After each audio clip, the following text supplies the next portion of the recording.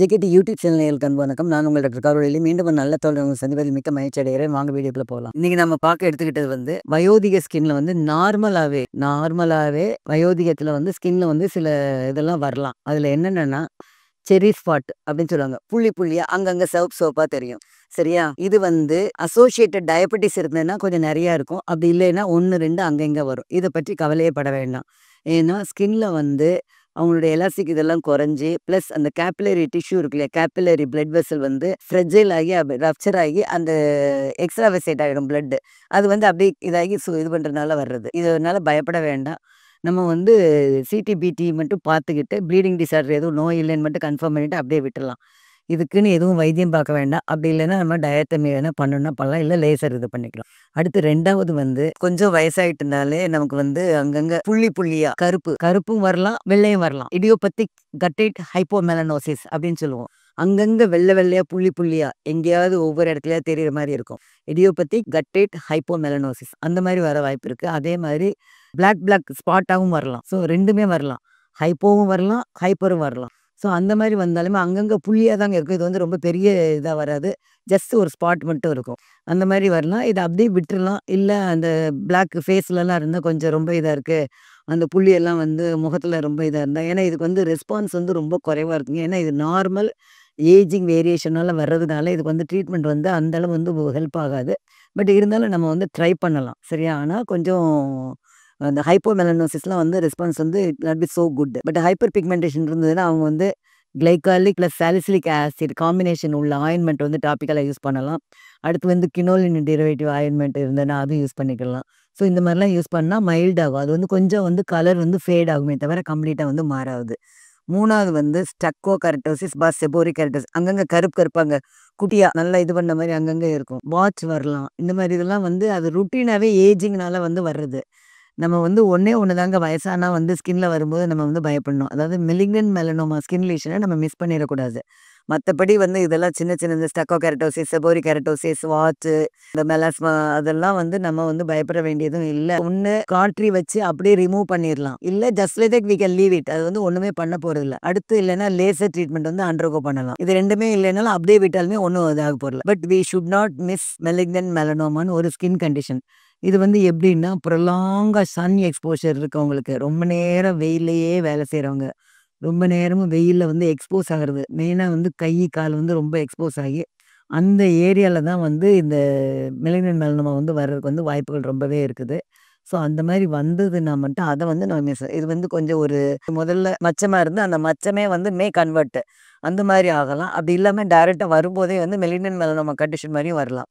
So அந்த இதில் ஏதாவது ஒரு டவுட் இருந்ததுன்னா பெட்டர் அண்டர்கோ பயாப்சி பண்ணாலே நமக்கு வந்து கன்ஃபார்மாக தெரிஞ்சிடும். நம்ம பினேனா இது பண்ணிட்டு இருக்கோமா, இல்லை சாதாரண கண்டிஷன் தானே, இல்லை மெலிக்னன்ட் இது பண்ணுறோமான்னு தெரிஞ்சிடும். ஸ்டீவன் ஜான்சன் சிண்ட்ரோம்னு ஒன்று சொல்லுவோம். Bullous disorder. இந்த 3 தான் உடனடியாக நம்ம பயாப்சி பண்ணி we have to going for the tissue டயக்னோசிஸ்க்கு போயிட்டு அதுக்கப்புறம் தான் வந்து ட்ரீட்மெண்ட் ஆன்லைன் வந்து போகணும். மற்றபடி மற்ற எல்லாமே வந்து பெர்சம்ஷன்லேயே நம்ம வந்து ட்ரீட்மெண்ட் இது பண்ணலாம். இந்த 3 மட்டும் வந்து டிஷ்யூ டயக்னோசிஸ் கன்ஃபார்ம் பண்ணிட்டு நம்ம ட்ரீட் பண்ணால் ரொம்பவே நல்லது. ஸோ அந்த மாதிரி நம்ம பண்ணும்பொழுது நமக்கு கன்ஃபார்மாக தெரிஞ்சிடும். மெலிக்னன்ட் மெலனோமானா அதுக்கப்புறம் வந்து நம்ம we have to going for staging, எந்தெந்த லிம்ஃப் நோட் இன்வால்வ் ஆயிருக்கு அது எல்லாம் பார்த்து நம்ம ஸ்டேஜிங் இது பண்ணி அதுக்கப்புறம் மைக்ரோ சர்ஜரின்னு ஒன்று பண்ணுவாங்க. அது மாதிரி லேயராக கடைசி இது வரலையும் எடுத்து விட்டு அதுக்கப்புறம் பிளாஸ்டிக் சர்ஜரி நம்ம ரிமூவ் பண்ண இடத்துல வந்து reconstruction of the tissue by plastic surgery பண்ணி அதை ரீகன்ஸ்ட்ரக்ஷன் பண்ணணும். இதுதான் வந்து லைன் ஆஃப் ட்ரீட்மெண்ட்டு. ஸோ நம்ம வந்து மிஸ் பண்ணிடக்கூடாது வந்து அந்த ஒன்று தாங்க. மற்றபடி மற்ற எல்லாமே வந்து அது வாட்சாக இருக்கலாம், இது மெலாஸ்மாவாக இருக்கலாம், ஹைப்போ மெலனோசிஸ், அந்த இடியோபத்திக் கட்டேட்னு சொல்லுவோம். அது பேரே பாருங்கள், காரணம் தெரியாத இடியோபத்திக் கட்டேட் குட்டியாக இருக்கும். கட்டேட் ஹைப்போமெலனோசிஸ் இது வந்து விட்டிலிகோவோட சேர்த்து நீங்கள் வந்து ரொம்ப குழப்பவே வேண்டாம். இது நல்ல கரெக்டாக சின்ன புள்ளியாங்க, குட்டி புள்ளியா அங்கனங்கன்னா வெள்ளையாக தெரியும். இது வந்து ஏஜிங் நல்லா போகுது. அதை வந்து ஒன்றுமே இது வேண்டாம். மெலனின் வந்து டிஸ்ட்ரக்ஷன் ஆகும். அதனால் வந்து இதாகுது. இதை பற்றி நீங்கள் வந்து ரொம்ப ஒரி பண்ணிக்கவே வேண்டாம். அதே மாதிரி ஸ்டக்கோ கெரட்டோசிஸ் ஹைப்போ கெரட்டோசிஸ் இருந்தாலுமே ஓய்டு அண்டர் லோக்கல் வந்து ஓய்டு எக்ஸிஷன் மட்டும் பண்ணிட்டு இது பண்ணிடலாம். அப்படி எக்ஸிஷன் பண்ணி வச்சுன்னா அந்த எக்ஸிஷன் பண்ணதை வந்து பயாப்சிக்கு சப்ஜெக்ட் பண்ணி ஆமாம் இது வந்து பினைன் தான், இதனால் ஒன்றும் பயப்பட வேண்டாம்னு நம்ம வந்து கன்ஃபார்ம் பண்ணிக்கிடலாம். அந்த செரி ஆஞ்சியம் இந்த மாதிரி குட்டி ஸ்பாட் சொன்னீங்களே செரி ஸ்பாட்னு, அந்த மாதிரி இருந்ததுன்னா வந்து நீங்கள் ப்ளீடிங் டிசார்டர் மட்டும் இல்லையாங்கிறது வந்து சிடிபிடி ப்ரோத்ராமின் டைம் இந்த 3 டெஸ்ட்டு இதை மட்டும் பண்ணியாச்சுன்னா அதிலே தெரிஞ்சிடும். உங்களுக்கு வந்து normal clotting time, normal bleeding time இருந்ததுன்னா நீங்கள் வந்து ப்ளீடிங் டிசார்டர் எதுவும் இல்லை, இது வந்து ஏஜிங் ப்ராசஸ்னால வந்து due to the fragility of the capillary டிஷ்யூனால வந்து உங்களுக்கு இந்த மாதிரி வருதுங்கிறத கன்ஃபார்ம் பண்ணிவிட்டு அப்படியே you can leave it. You can leave it. Diabetes இருந்தா கண்டிப்பா நெறையா இருக்கும். அன்டயபெட்டிக்ல வந்து 1, 2 தான் அங்கங்க தெரியும். ஸோ இதெல்லாம் வந்து நீங்க நெனச்சு பயப்பட வேண்டிய தேவையும் இல்ல. அது வந்து ரொம்ப சாதாரண இது. இதில வந்து நம்ம கொஞ்சம் கேர் எடுத்துக்க வேண்டியது, கொஞ்சம் கவனம் எடுத்துக்க வேண்டியதுன்னு சொன்னா, அந்த மெலிக்னன்ட் மெலனோமா மட்டும் தான். அது மட்டும் நீங்க இது பண்ணிட்டு, அத நீங்க டவுட் பண்ணீங்கனாலே வந்து பயாப்சி பண்ணி, டிஷ்யூ டயக்னோசிஸ் பண்ண பிறகு அத வந்து டிபெண்டிங் அப்பான் த ஸ்டேஜ் வந்து ட்ரீட்மெண்ட் பிளான் பண்ணணும். Wide excision, microscopic excision plus reconstruction of the area. இதுதான் வந்து ட்ரீட்மெண்ட்டுங்க. மத்தபடி வந்து ஸ்கின்ல வந்து வர்றது வந்து ஒரு ப்ரூரைட்டிஸ் வரலாம். அப்புறம் வந்து அந்த இன்வியூனல் ஃபோல்டு அந்த மாரி இருக்குல்ல, அந்த ஃபோல்டுலலாம் வந்து ஒரு ட்ரைனஸ்னால வந்து மைல்டு ஒரு எக்ஸிமா பேட்டர்ன் வந்து வரலாம்.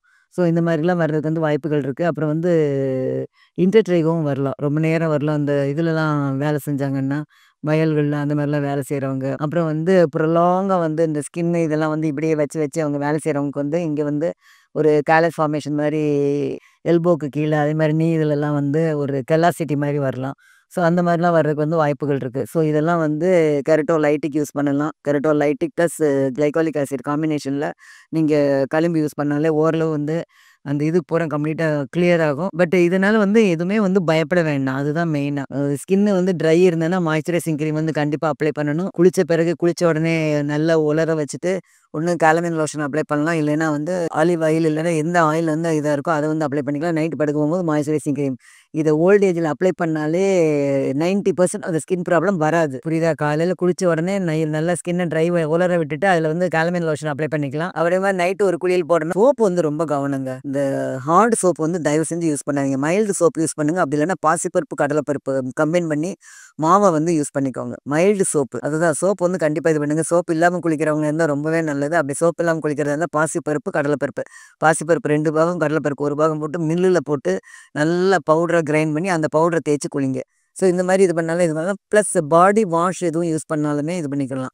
உங்களுக்கு வந்து கொஞ்சம் ஸ்மெல் அடிக்குது ஸ்கின் அப்படிலாம் ஃபீல் பண்ணீங்கன்னா, பாடி வாஷ், எமோலியன்ட் பாடி வாஷ்லாம் இருந்ததுன்னா, அத அப்ளை பண்ணி கூட இது பண்ணலாம். ஸோ இந்த மாதிரி வந்து ஸ்கின்ன வந்து அடிக்யூட் ஹைட்ரேட்டடா அது வந்து ட்ரையா இருக்கிறத கொஞ்சம் மாய்ஸ்சரைஸ்டா வச்சுக்கிட்டாலே நம்ம வந்து பிளஸ் வெல் பேலன்ஸ் டயட் எடுத்துக்கிட்டு நல்ல ஒரு எக்ஸர்சைஸ்லாம் பண்ணுனாலே உங்களுக்கு ஸ்கின்ல வந்து இன் ஓல்ட் ஏஜ்ல you can look like a young யூத்தா வந்து இது பண்ணலாம் அப்படிங்கிறத சொல்லிட்டு இந்த தகவல் உங்களுக்கு மிகவும் பயனுள்ளதாக இருக்கும்னு நினைக்கிறேன். இந்த தகவல் பயனுள்ளதாக இருந்தா லைக் பண்ணுங்க, ஷேர் பண்ணுங்க, சப்ஸ்கிரைப் பண்ணுங்க. மீண்டும் ஒரு நல்ல தகவலுடன் உங்களை சந்திக்கும் வரை நன்றி கூறி விடைபெறுகிறேன். நன்றி, வணக்கம்.